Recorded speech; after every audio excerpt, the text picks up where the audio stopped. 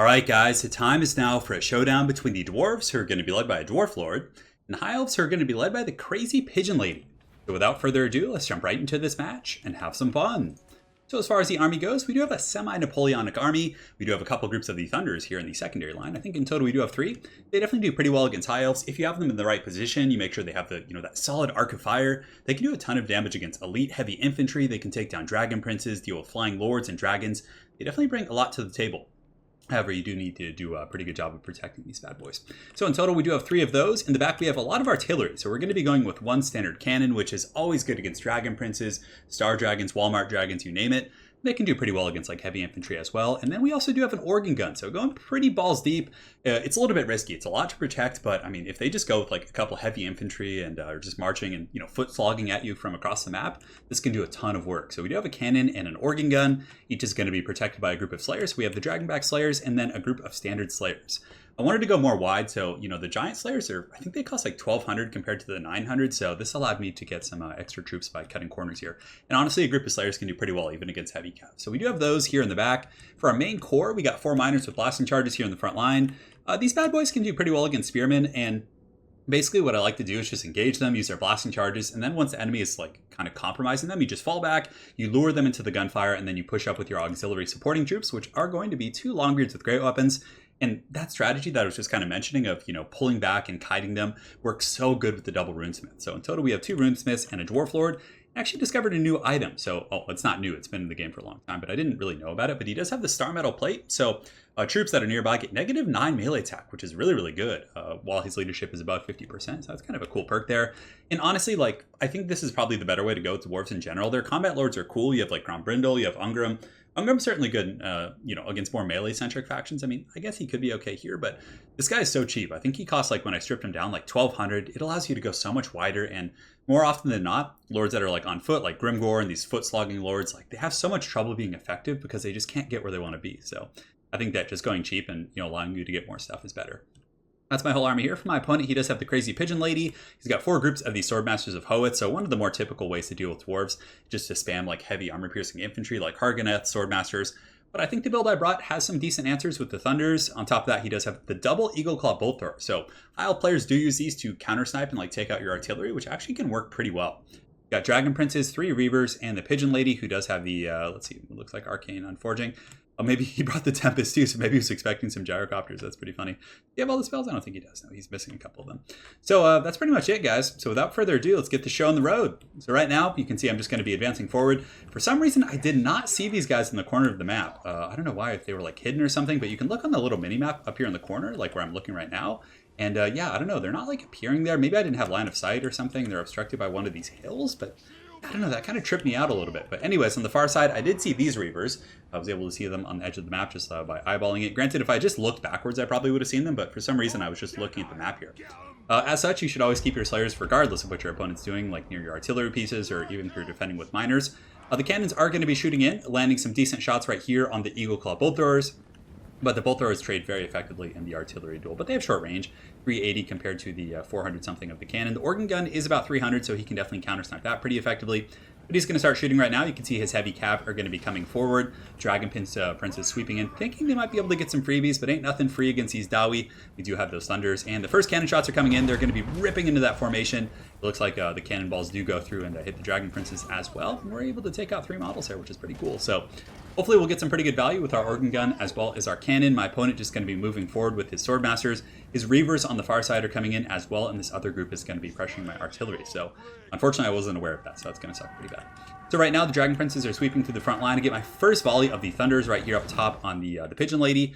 Didn't do a whole lot of damage. She does have some missile resist. You can see her pigeons doing some juke moves up here, but let's see. So we got 15 and 12 physical. All right, that's not.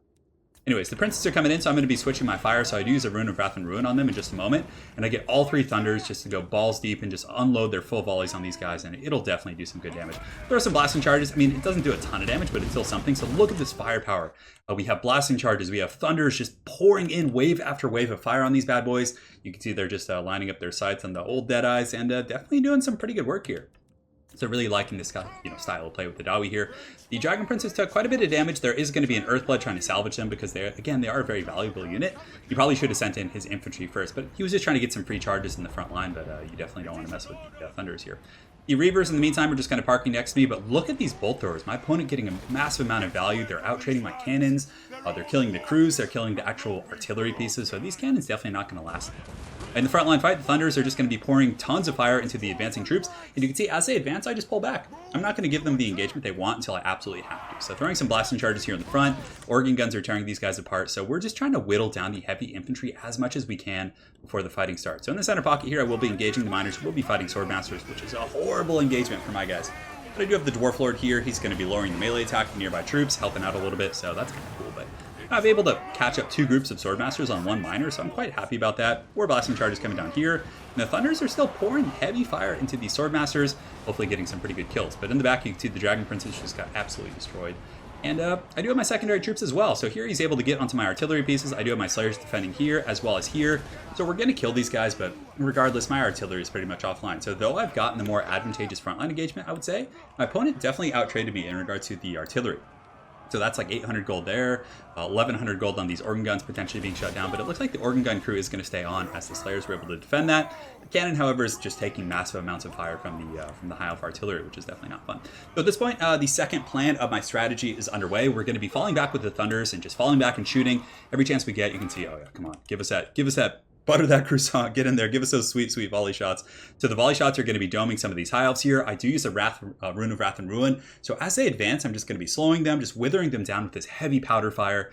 Definitely very thematic here for the Dwarves. And yeah, we're getting that good fire. You can see they're taking quite a bit of damage. I will be intercepting with the Dwarf Lord and the Runesmith, trying to break their AI and get them to switch targets. The Star of Avalorn does go down from the Pigeon Lady, which is going to give some fat healing. So very good play from my opponent there. We're getting that fat crossfire for sure. The Longbeards are now engaging. I have another group back here, so I'm trying to drag my opponent through the mud as much as I possibly can. Runesmith's going to be getting a rear charge, Rune of Wrath and Ruin going down. These ones actually get broken by the Dwarf Lord and the Runesmith. The Longbeard should be able to charge in and do pretty good work there. However, he still does have a full health, not full health group, but he still has 63 models here. My cannons are pretty much offline. The organ guns have now been switched onto by his artillery pieces. I don't really have a good way of getting back there. I mean, I could run some Slayers back there or maybe detach some of these miners, but it's really tough for Dwarves to do like secret agent tactics in the back. I mean, maybe Rangers, but I feel like with his Reavers and his Princes and other stuff like that would have been very dangerous. But all my artillery is gone now. So these ones are offline. I think I have like 1 cannon back here shooting. Looks like they're completely offline. This one's offline as well. So now my Slayers will be getting pulled up to the front line. I do have a nice little concave firing line here of Thunders who are doing quite a bit of damage to the Pigeon Lady. That's what's really cool. Had they been like Quarrelers or Bugman's Rangers, like she would have been able to side strafe. It's a lot harder to hit those targets, but you know, the Thunders definitely do some really good direct damage. She does land in there, definitely going to be dumping some of this pigeon business. I love the way like when the bird like landed backwards, like how she just like arcs in her chair. It's just like a roller coaster ride. Oh man, that's so funny looking.